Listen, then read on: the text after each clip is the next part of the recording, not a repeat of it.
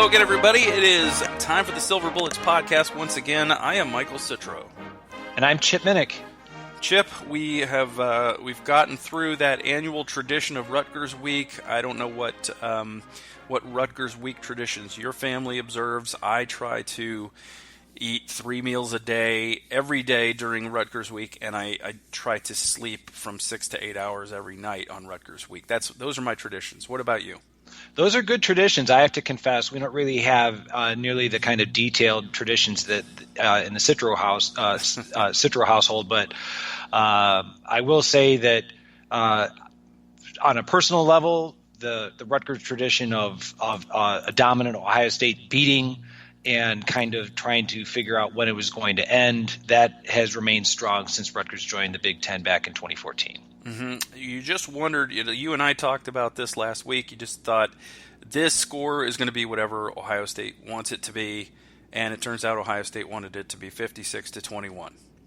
Yeah, obviously we said this the previous week with Maryland, it could have been worse. I think you would agree it could have been worse for Rutgers. I think for whatever reason, maybe just not wanting to show anything for Penn State or the Wolverines in the coming weeks, maybe Coach Day just decided, we already have this game well in hand. We're just going to run out the clock and give Steel Chambers and the other backups and freshmen ample opportunity to play. Yeah, it was a game where the starters looked laser focused to start. Starting the game on defense, scoring 2 touchdowns within the first 3.5 minutes of the game or so. So that means they had to take the ball away and then score twice, which they did. And then J.K. Dobbins got a touchdown. Once it was 21-0, that's when Ohio State started. You started to see a little bit of that. Why are we even here? Creep into the Buckeyes. Certainly, and it's the kind of thing I think that, giving credit where it's due, Tom Orr last week on the Ozone had a really very scathing article about what Rutgers has been, or more accurate to put, what they haven't been since they joined the Big Ten. And it is very, for lack of a better word, it's just maddening to have to tolerate such an incompetent performance from a Big Ten team year in, year out, without seeing any kind of appreciable improvement. Mm-hmm. I will give the Rutgers players a lot of credit because they played hard till the final whistle. Unlike, I think, what Maryland played the week before, it looked like Maryland had a lot more give up in them than the Rutgers Scarlet Knights. But the Buckeyes again jumped out to a quick 21-0 lead on a couple of J.K. Dobbins touchdown runs and a Benjamin Victor 11-yard pass from Justin Fields. Then the complacency kind of set in a little bit. My offensive pick to click, who did not click whatsoever, and neither did yours. Garrett Wilson muffed a punt, which did something for Rutgers that Rutgers was not able to do for themselves, and that is move the ball into scoring position. And then the defense just oddly got gashed for a 26-yard run by Isaiah Pacheco to make it 21-7. And even though it wasn't like what's going on here moment, because you just never felt like Ohio State was in danger, it was aggravating. I agree. That's an excellent way of defining it. It was aggravating because getting back to the Garrett Wilson muffed punt, that certainly did not inspire confidence when you're coming into your 2 biggest games, to have that kind of either lack of concentration or just, a misplay of the ball. Mm-hmm. But yeah, I think aggravating is an excellent way of defining that. Then second quarter, KJ Hill got a 35-yard pass from Justin Fields. Benjamin Victor got a 24-yard pass from Fields. Luke Farrell got a touchdown pass from Justin Fields. And just like that, it was a slaughter. Actually, Farrell's was to start the third quarter, so it was 35-7 at the half. Surprisingly, Justin Fields sent back out to and many of the starters sent back out to start the second half. They wanted one more drive, and Ohio State made quick work of that drive, scoring just a minute and 27 seconds into the second half, and making it 42-7. And then the starters got to rest. Yeah, maybe this is just out of just a guess on my part. Maybe Coach Day thought the starters needed to get a feel for what it might be like to play closer to a full game. Granted, it was just the one series, as you said. Mm-hmm. And it was quite a drive with a couple of unbelievable catches, one from Chris Olave and one from Luke Farrell in the end zone. Yeah, Luke Farrell's was very impressive for somebody who gets very few opportunities to come down with the ball. That was an impressive reception. So, Chip, then Chris Chuganoff took over the offense, and things really didn't go all that great for the Buckeyes from that point on in terms of moving the ball or getting anything going. And a lot of that has to do with both of our picks to click, because Garrett Wilson and Jameson Williams were dropped pass factories in this game. Very disappointing, because let's put the fact that we had both picked them. It's the kind of thing where I don't know. I said it a moment ago, but just to reiterate it, is it a lack of focus? Is it just a disinterest? I mean, I realize they're true freshmen, and we don't want to expect too much from them. But I kind of looked at the performances that each of them had respectively shown earlier in previous games. That is what, speaking for myself, what made me make my selection that way. So hopefully the focus and the intensity will ratchet up considerably over the next couple weeks for both of those players. Yeah, the old saying is that by this point in the season, freshmen aren't really freshmen anymore. And the thing that I think you and I thought was that here's an opportunity for these guys to get on the field more. You kind of think that the starters are more likely to get complacent, whereas the backups with who don't see the field as much, this is their time to shine and kind of bask in the spotlight a little bit. But it didn't seem like either Williams or Wilson rose to the challenge, and maybe it's just a case of a little bit of complacency against Rutgers setting in for the whole team, but the freshmen showed it more because they're freshmen. And out of the true freshmen, I guess, who did impress me, I know we haven't talked about him yet, Castile Chambers played. It made me wonder if Marcus Crowley, if he's still nursing a minor injury from the Maryland game. Castile Chambers came in, and this is where I'm going to have to plead ignorance. Does that mean that Steele Chambers has exceeded the 4-game freshman threshold? No, this was his 4th game. Okay, thank you. So I think it was a case of I didn't see the travel roster. I know somebody posted it online, but I don't know if Crowley made the trip. And if he didn't, if they wanted to hold him back because he was banged up or whatever, there's no sense risking him against Rutgers if he's already banged up a bit. And, you've still got that game left up your sleeve for Steele Chambers, so why not? And, so I think it all worked out. But, Jameson Williams didn't end up with a catch at all. Garrett Wilson ended up with 1 catch for 13 yards. Both had a couple of easy ones dropped, and Wilson had the muff punt. So right off the bat, both of us were wrong on our picks to click offensively. So, then just to finish up the scoring, it was from that point on, it was Jake Hausman caught a 4-yard pass from Chris Chuganoff, which gave Ohio State multiple tight ends scoring a touchdown, which is, a rare and beautiful unicorn. And then Bo Melton scored on a 45-yard pass from Johnny Langan, which was annoying. And then Jalen Gill with really maybe the play of the game for Ohio State with a 32-yard pass from Chuganoff, which was a short pass. He had a man to beat to get his first down. Then he outran a bunch of guys, and then he powered through a guy at the end zone and scored. So that was great to see from Jalen Gill.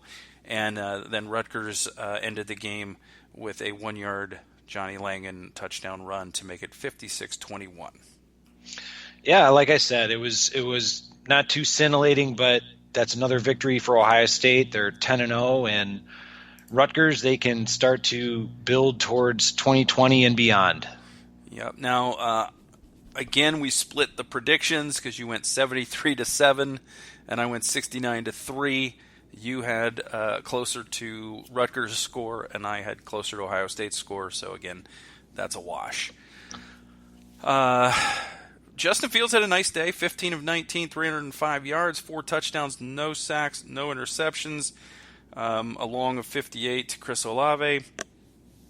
And, when Justin Fields can throw for as many touchdowns as he has incomplete passes, that's pretty good. His first 300-yard passing game, very, very quietly. Man, he racked up 300 in the quietest fashion I've ever seen a 300-yard game.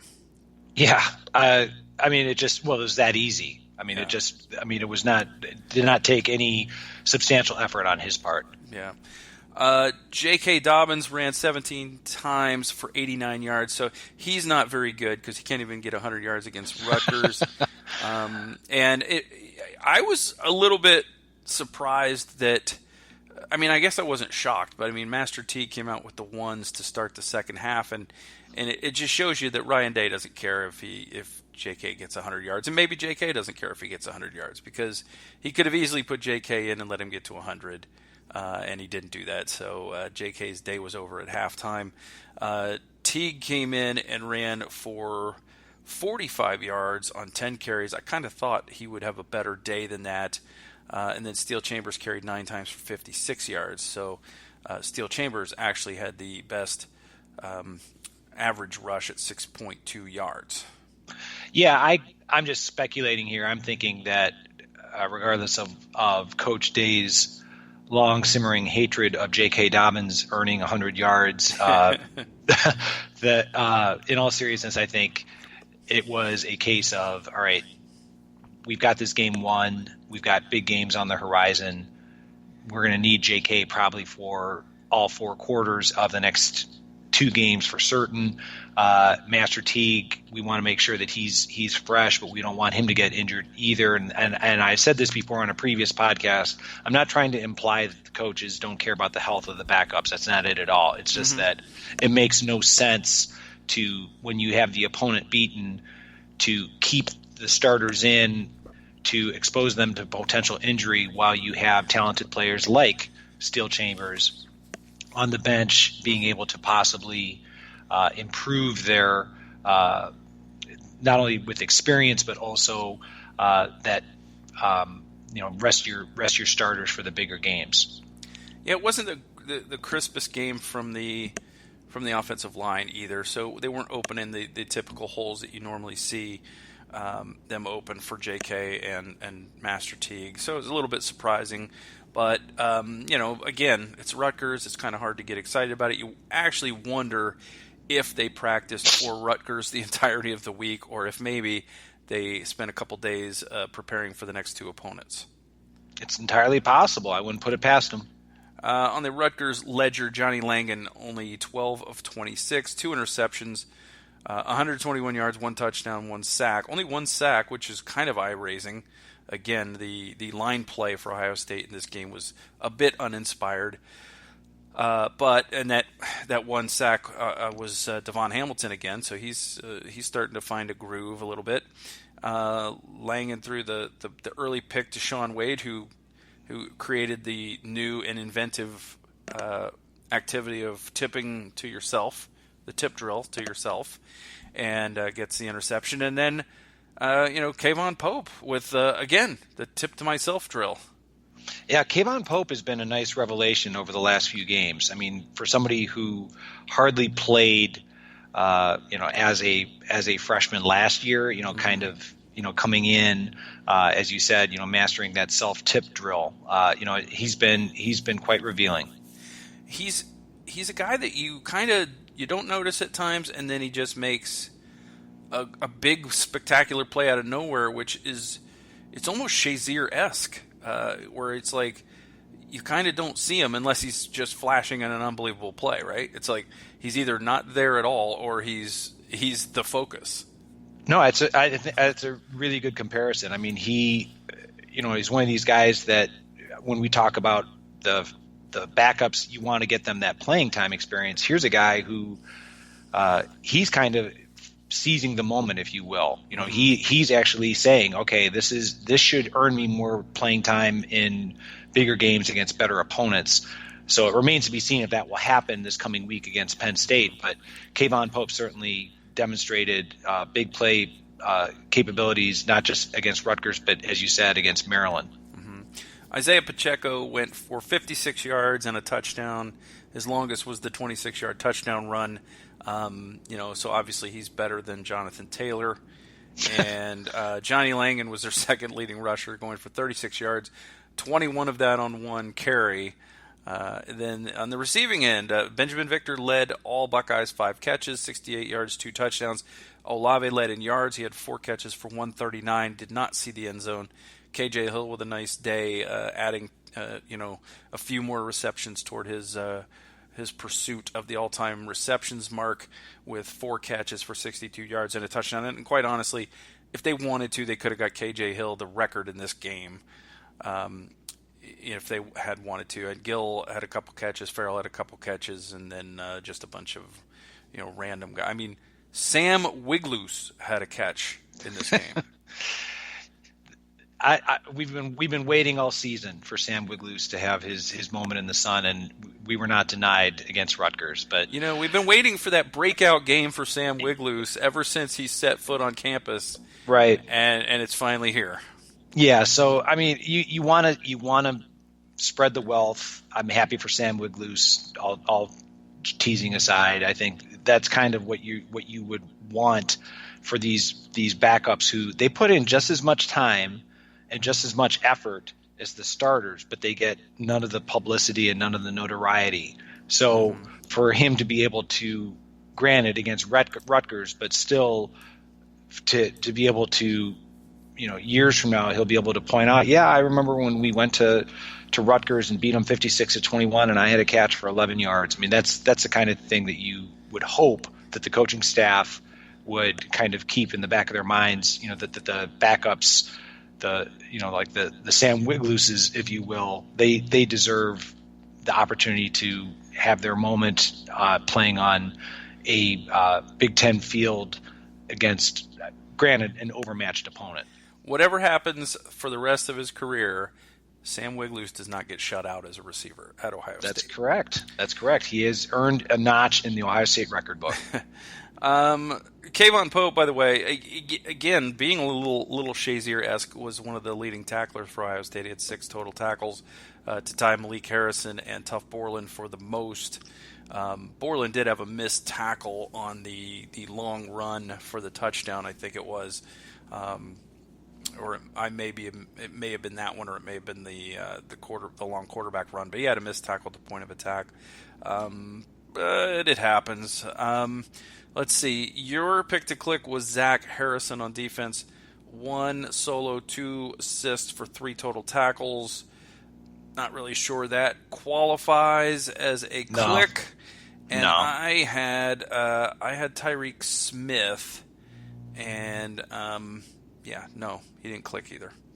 He had one solo tackle, and that was it. It was a tackle for loss, at least. I mean, if we wanted to be boring, we could have said, J.K. Dobbins and Malik Harrison. You know what I mean? Like we could have gone with a lot of the guys who have been that productive. But I think we should get some kind of credit from our listeners for kind of going off the beaten path with the backup players, thinking that Ohio State was going to dominate against Rutgers. It's not our fault that they didn't follow through. The degree of difficulty was there for us. That's right. All right, not much else to say. I mean, this was a game that, nobody even wanted to watch it. Everybody wanted to turn the channel and watch something else by halftime. Certainly. The one thing that did stick out to me is the second straight subpar game for Drew Chrisman. Is Drew Chrisman broken? I hope not, because if he's broken, they need to reassemble him because we have some big games coming up. Mm-hmm. I do not think that Chris Chugunov will be happy with his 5 for 14 performance. Just he wasn't really that sharp. He did have some drops, so you'll give him that. He probably had 3 or 4 drops, but even that is only taking him up barely past 50% against Rutgers. He only threw for 61 yards. Gunnar Hoke was 1 for 1 for 11 yards. So clearly, Gunnar Hoke is the best quarterback on Ohio State because he's the only one that completed all of his passes. There you go. You can't argue with such pristine logic. Exactly. All right, Chip, let us discuss just quickly. Let's take a quick lap around the Big Ten. And, of course, the big game in the West was could Minnesota do what Ohio State could not do? And that is to win an emotional game against Penn State, then go to Iowa and get a victory. And the answer is no. No, that didn't surprise me. I had suspected that Wisconsin was going to be able to pull this one out. What am I talking about? Minnesota at Iowa. Because I was thinking ahead of when Minnesota plays Wisconsin. Mm-hmm. Beg your pardon. Going to Iowa, Ohio State fans certainly remember the debacle from a few years ago. This one was close. Minnesota played very, very well, but it didn't surprise me that Iowa came out on top. So what I meant to say, just wasn't thinking it clearly, is that when Minnesota and Wisconsin play at the end of the year, it's going to set up a winner-take-all of the Big Ten West. Yeah, and it could be what sets up Ohio State and Wisconsin for yet another meeting in the championship game. And I think a lot of people would rather not see a rematch, but except maybe Wisconsin. But Minnesota fell way behind Iowa and then rallied and really had a chance at the end to take the lead. And their outstanding quarterback Tanner Morgan got hurt, and that really put them in a bind. And it was already 3rd and long when he got hurt, or 2nd and long he gets hurt, so it's 3rd and long. And it's a tough ask to have somebody come in cold off the bench and try to rally the team. And basically, it was just a couple of jump balls thrown at that point because they were deep in their own end. But so big win for Iowa, although too little, too late, since they already have 3 Big Ten losses. Minnesota falls from the unbeaten ranks. Then another one of the games that kind of maybe the best game in the Big Ten this week was Indiana at Penn State. And this is a game, Chip, that I think if it's at Indiana, maybe Penn State doesn't get out of that with the win. They win 34-27. I was not surprised that Indiana – I knew Indiana would give them a good game. I didn't know they would give them that good of a game. And I am going to predict that Indiana is going to beat that team up north this weekend in Indiana. Okay, noted. The Nittany Lions get through their trap game ahead of Ohio State. Ohio State survives its trap game against Rutgers by only 35 points. And then you love rivalry games, Chip, but this is not a good Michigan State team. And they looked, they took the early lead on Michigan and led after the first quarter by 7-0. But this team, Mark D'Antonio's team, I will say, once Michigan got the lead, they just looked like they gave up. Yeah, it's starting to look rather bleak in East Lansing for Mark D'Antonio. I think he's lost the support of the students, the media. I'm not sure if he's lost the support and the confidence of his team. So I'm not sure what Michigan State's going to do. I don't think that you can push out the all-time winning coach of Michigan State, but I think there are probably discussions about finding and creating a position for Mark D'Antonio that will allow them to try to rejuvenate that program for 2020. Mm-hmm. Hey, Dino, could we pay you more money to not coach, please? We've got this nice cushy office job for you to show you how much you've meant to our program. To me, it does look like he's lost the locker room because I just don't see the effort that you normally see with the Michigan State team, especially on defense. The linebackers, the defensive backs, it's just not – they used to be a relentless team, especially in rivalry games. And they didn't look very relentless to me on Saturday. Michigan looks like they've sort of righted their ship, but it's kind of hard to tell because they've kind of been playing some junk teams since the basically the last 3 weeks or so. And it's really difficult to say what kind of Michigan team you're going to see against Ohio State in a couple weeks because they say they've been working on Ohio State all year long. And I will say this: there's no way if I just don't see any way Shea Patterson can throw for 384 yards against the Buckeyes the way he did against Michigan State. Not even close.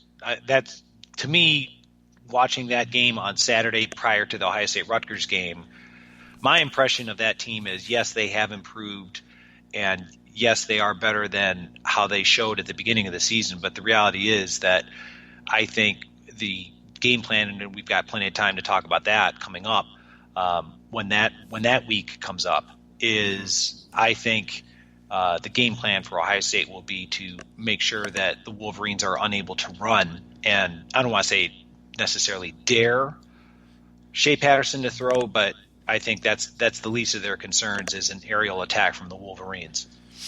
The other game in the Big Ten, Chip, was the Northwestern Wildcats had a rare late season out-of-conference game against UMass. And UMass led after the first quarter 3-0, and UMass is one of the worst teams in college football.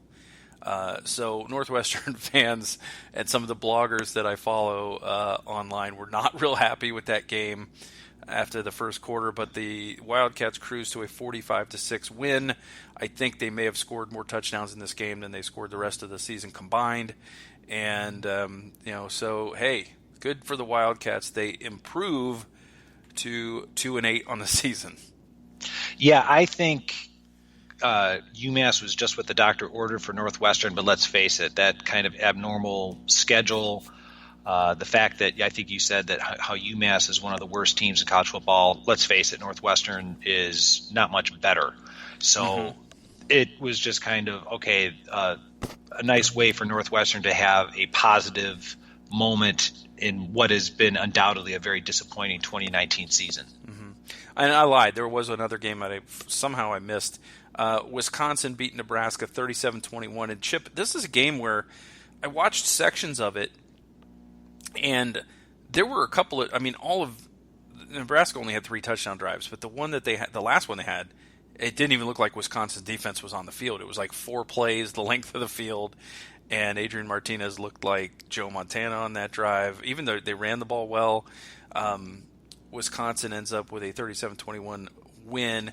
Jonathan Taylor goes for 204 yards and 2 touchdowns, but Adrian Martinez throws for 220 and a touchdown for Nebraska. So this was a game that was probably closer than it should have been when you consider the two teams and the ability and talent level of them. Yeah, Nebraska, like I said, that if there's one thing that I will, when this season comes to a conclusion, that I will look back and with regret, it is by drinking the Kool-Aid of the offseason and believing that Nebraska was back with Scott Frost. I know that he has done he did wonderful things when he was at in his previous role. And I have confidence in him that I think he will do good things for Nebraska in future years. But you can see that the recruiting, the talent needs to improve. With Nebraska losing to Wisconsin, they get to play Maryland this weekend, which will be a win for them. But the reality is that they finish up their season playing Iowa, and if they lose that game, that means that they're sitting at home without a bowl for the second straight year. The teams that were off this week, Chip, were Maryland in the East, and in the West, there were Illinois and Purdue. Yep. So the big story really in the West now is the Minnesota-Wisconsin game and how the extent of Tanner Morgan's injury will affect that game, because Minnesota was sitting pretty with a 2-game lead, and now that they've lost at Iowa, things don't look quite as good for them. Now that they, the basically whoever wins that game against Wisconsin is going to win the West. Yeah, I like Minnesota this weekend. They go to Northwestern. That'll get them back. In my estimation, will get them back on the winning ways that they had for the previous 9 games before the 2-game loss, or excuse me, the 1-game loss. I don't see Minnesota. I think when they play Wisconsin at the end of the year, that's going to be a really good game, but I'm not sure if Minnesota has enough to take down Wisconsin, because it seems like they've kind of righted their ship. Penn State comes to Columbus for Big Nude Saturday, and also game day will be there. Minnesota at Northwestern, as you mentioned. Illinois will be at Iowa, and that could be a fun game, although it's also at noon, so I can't watch it. And then Michigan State has a chance to right the ship for 1 week against Rutgers. Michigan travels to Bloomington to play the Hoosiers. Nebraska goes to Maryland, and Purdue visits Wisconsin. So it seems like Wisconsin and Minnesota should both win this week.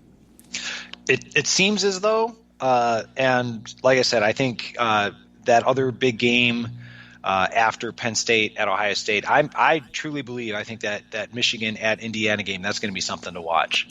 So Ohio State and Penn State set to get it going on noon, and we should probably talk a little bit about that game. Just a little. So, how do you see this one unfolding? Because to me, Penn State looks like a team that can do some things on defense, but they have inexplicable lapses. I mean, we saw it again against Indiana where defense was completely out of the frame of the camera as receivers are running down the field catching wide open passes for touchdowns. That's probably not a recipe for success against Justin Fields. I agree with you. I have a question for you. I'm not trying to dodge your question, but the question I have for you before I give you my answer is the weather forecast for Columbus still calling for rain in the afternoon at the time of this game? Well, that's a great question, and I am not a meteorologist. Okay, I beg your pardon then. So I wasn't trying to throw you a absurd curveball on that one. I had seen online that I guess the early weather forecast was for there is a 40% chance of precipitation on Saturday. It's still too early. It says snow showers, but it also says 40 degrees, so I don't know how that works. It's called sleet. 40 seems a little bit even warm for sleet, but yeah, the from what I can tell from this from Google, it tells me that it looks like maybe some precipitation on Saturday, maybe. All right, so that can work one of two ways, right? It's like the idea of you just brought up the Penn State defense being somewhat inconsistent over the last couple weeks. When you think about how they played against Indiana, how they lost to Minnesota. I mean, if you want to go back even further, when they nearly lost to Michigan at home. Mm-hmm. What about, if it is snowing, sleeting, raining, whatever form of precipitation that may or may not descend from the heavens on Ohio Stadium, all right, the idea of a defensive back possibly slipping and falling, allowing for Ohio State's wide receivers to make big plays. On the other hand, that's kind of what we were talking about earlier is, those Ohio State wide receivers that we saw a lot of the case of the dropsies against Rutgers, when the ball is slick and the field is wet, also that's a strong possibility. So I think it can wind up it can wind up kind of almost as a push, but I do think it does favor the Ohio State wide receivers because they do know where they're going and they do know when they want to make their breaks and their cuts. The Penn State defensive backs haven't been playing well. So I'm going to give the edge to Ohio State in that capacity. It just really depends. We haven't really had to see Justin Fields play in truly adverse weather conditions. Hopefully it won't be too bad. If it comes down to the running game, let's hope that Coach Day gets over his hatred of J.K. Dobbins possibly cracking the 100-yard barrier because I think he's going to actually be needed for the 4 quarters. So I do like Ohio State in this one. I think the 18-point spread is higher than I would prefer simply because of the weather. I know that sounds like I'm being an alarmist, but that's kind of where my mindset comes out. No, I think it's high for if you look at the history of this series, especially in recent years. I mean, you can look at the way that these teams have played this year, and you can predict a big win if you want. But I mean, until I see it on the field, I'm not there. That's not where my head is. My head is that they got good athletes. They're going to play. They're going to give Ohio State their best shot, and I think it'll be. I wouldn't be surprised to see Ohio State, after having covered all year, not cover 2 weeks in a row. No,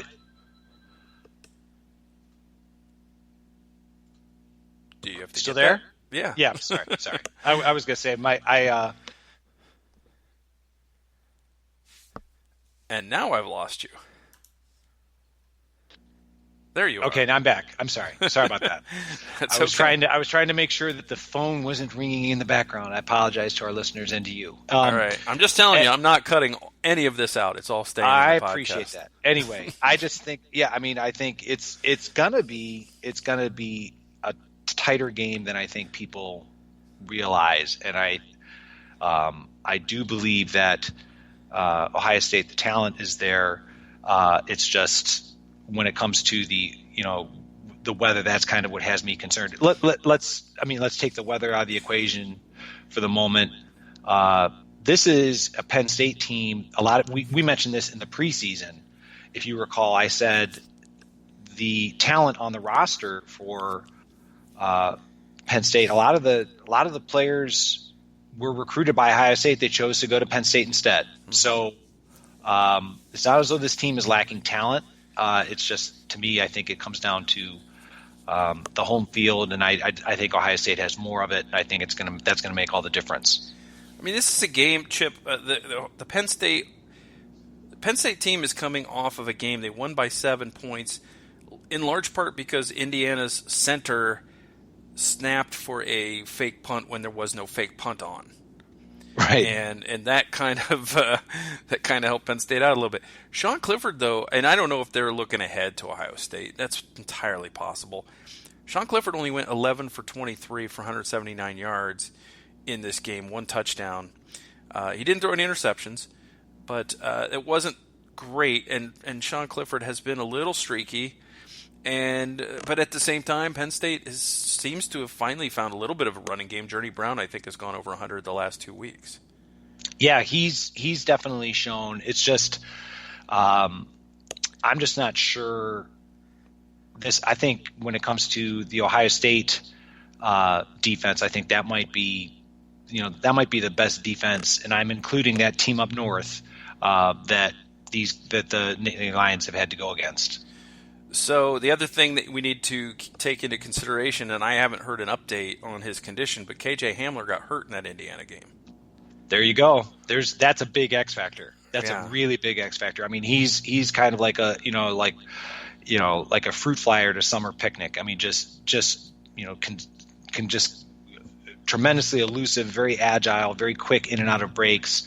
He's a matchup problem for any team, including Ohio State. But if he's not at 100% health, that's a big problem, a big loss for Penn State. He's one of those players that can take a short pass and turn it into a long touchdown because he's got that kind of breakout speed. So we'll have to see how he's doing. He got his bell rung and they hit his helmet on him, so he couldn't go back in the game. Him and Whop Philyor for Indiana, both the 2 marquee receivers, left that game under similar circumstances. So that's going to be a key part of how Saturday unfolds. If Hamler doesn't play, and Ohio State already has good corners, and now you get to play your best corner against their second best receiver, and then everybody else moves down a notch.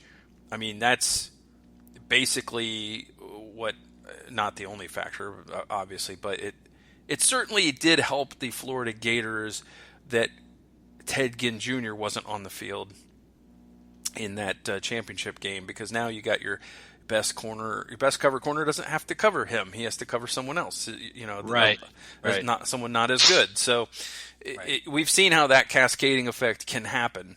And, that's something that if Hamler doesn't play, that's a huge blow to Penn State's chances in this game. Journey Brown has gone for 521 yards this year. But like I said, he's come on of late in the last couple of games. Now, not against great defenses, but he's been able to hit the century mark. And that's something Penn State wasn't getting close to doing earlier in the year. So that may show some improvement. It may just show the emergence of Journey Brown. Maybe it shows that the offensive line is starting to gel a little more. I don't know, but I think that Penn State is not going to win this game by rushing the football against the Ohio State front. Good call. I don't think that's a bad prediction whatsoever. All right. So, we talked about Hamler, who's having a big year, 791 yards, receiving 8 touchdowns. Their next big target is a very big target in tight end Pat Freiermuth, who's only a sophomore, is 424 yards, 34 receptions, 7 touchdowns. And, I mean, he looked like he was playing. I don't know if you've seen this commercial where Jerome Bettis is playing touch football. Yeah, I've seen or it. flag football, I should say. Well, that's Right. what Freiermuth looked like when he was running through the Indiana secondary with the football. Yeah, he's a big guy. I mean, he's definitely a matchup problem for any defense. So he's going to be. You have to keep an eye out for who gets the unfortunate assignment of trying to contain and control that guy. Mm-hmm. So he's really the key for me. I think if Penn State's going to have success in this game, it's going to be targeting him like double figure times in this game. Sure. So, then you look at the other side of the football, Chip, and you've got Micah Parsons, sophomore linebacker, who's their leading tackler by far, 75 tackles, 7.5 per game. Senior linebacker Cam Brown, really no different than most years. The Penn State linebackers are very good. They also have a very good defensive lineman in Shaka Toney. So really where they've run into problems is in the secondary this year. How do you see this one playing out? I mean, in terms of, I guess we'll just get right to your score prediction. I'm going to go based on the weather, based on the home field, and based on the fact that I think Penn State's better than most Ohio State fans want to give them credit. I think it's not going to be as typically a high scoring of a affair for Ohio State. I think Ohio State will give up more points than Buckeye fans want to believe, but I see Ohio State being in control of this one probably throughout most of the game and then just kind of taking it home in the fourth quarter. So I'm going to go Ohio State 38, Penn State 24. 38-24. Let me lock that in. 38-24 OSU for Chip. All right. I think you're kind of onto something here, and I had a similar score in mind. I think this is going to be a little bit, and I don't even know that the weather is going to matter all that much. I think it's one of those. I just think it's one of those games where, again, Penn State's a talented team. They're going to raise their level, but I think at some point Ohio State will find a way to make things happen. And I'm going to say that Ohio State wins this game 39-28. Like it. So we have very, very similar score predictions. So let's get to our picks to click, and I let you go first on offense last week, so now you will go first on defense. I believe we're not going to be picking backups this week. No. Who is your pick to click on defense? I'm going to be boring. I'm going to go with a starter who, I mean, he's solid and dependable, but not too flashy, and that's Jordan Fuller. Jordan Fuller. Okay. Then I am going to go with a man that has probably a lot of pent-up rage from not playing the last 2 weeks. And he's finally free, and I'm going with Chase Young. Like it. I think, when I think of Penn State week, I think back to the time when Joey Bosa sacked the quarterback by using a running back. And I think I could see Chase Young doing something similar in this game, using a running back to beat the quarterback down. And I just think Chase Young is going to have a monster game, and I don't think that Penn State's going to know what hit them in terms of when Chase gets on the field. So again, maybe it's boring to pick the best player on the team to be the pick to click, but I think this week I have no choice because A, you didn't pick him, and B, I understand. And B, he's gonna have some things to prove, I think, and if he wants to set that sack record, for Ohio State, it's not going to take that much to get there. But if he wants to set the NCAA sack record, well, he's got some work to do. Got it. So, all right. So that brings us to the offensive side of the football.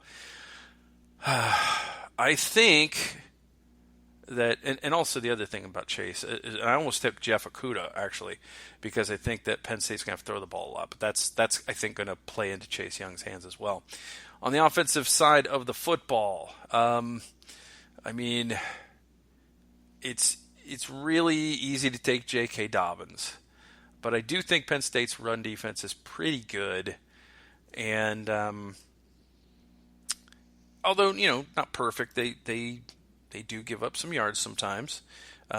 Stevie Scott only had 54 yards on 17 carries, so only 3 yards a carry. But I do think that the Ohio State line and the Ohio State running backs are much better. But I will go the receiver route. I think somebody's going to have a big game. I think that we just saw Ben Victor have a big game. I've picked KJ Hill a lot this year, it seems like, though. So I guess I'll go with Chris Olave. Like it. He didn't get in the end zone last week, so he's going to want to get there this week. Well, you said it that it'd be very easy, so I'm going to go with the easy one. I am going to go with J.K. Dobbins on the offensive side. All right. Well, it certainly would be great if these picks to click all clicked for a change. Yes. But if they don't, maybe someone else will click in their place. I'm just saying. All right, Chip. Before we get out of here, I do want to mention I didn't see any email this week or any questions in the in Twitter. You can of course ask us questions on Twitter by hitting us up with the hashtag SBP mailbag, and my Twitter handle is @Mike36fan, and yours is @ChipMinnick. And with that last name is spelled MINNICH. So please, get your questions in ahead of the game for next week, because next week we'll be back to talk about the Penn State game and preview Michigan. And I'm sure people will have some questions, and we will be happy to answer them. Whether that's about the Penn State game, whether it's about the Michigan game, be sure to get those in. Chip, where can people find you on Twitter? They can find me on Twitter as you said, @ChipMinnick. I meant to say online. That's okay. Because I just told them about Twitter. It's been a long fine. week. But I can be found on the Ozone with Michael underneath the Hayes and Cannon section, as well as I'm a contributor to Athlon Sports. All right, you can find my stuff. The Grumpy Old Buckeye is my column weekly on the Hayes and Cannon section of theozone.net. This week's is up, so you can read all about what angered me and aggravated me against Rutgers. And there was surprisingly a lot. I mean, we were about 3 possessions into the game, and I was like, I might not have anything to write tonight. And then all of a sudden, things kind of exploded a little bit, and there were several things in a row that kind of really grinded my gears. But you can read my stuff there. Or if you like to read about music and other things, you can catch my stuff on my personal blog at michaellikestowrite.com. So we'll come back next week, Chip. We'll talk all about the Ohio State-Penn State matchup. We'll go around the Big Ten again to see if that upset you envisioned, Indiana against Michigan, comes to fruition or not. And we'll, of course, preview the game. Can you believe it, Chip? 2 regular season games left in this college football season. I'm trying to ignore the reality of the present situation. It happens every year. It just goes by so fast. Again, we'll do it again next week. And unless you have anything else you want to discuss, we'll get on out of here. All right. So we'll sign off the way we always do. Go Bucks. Go Bucks.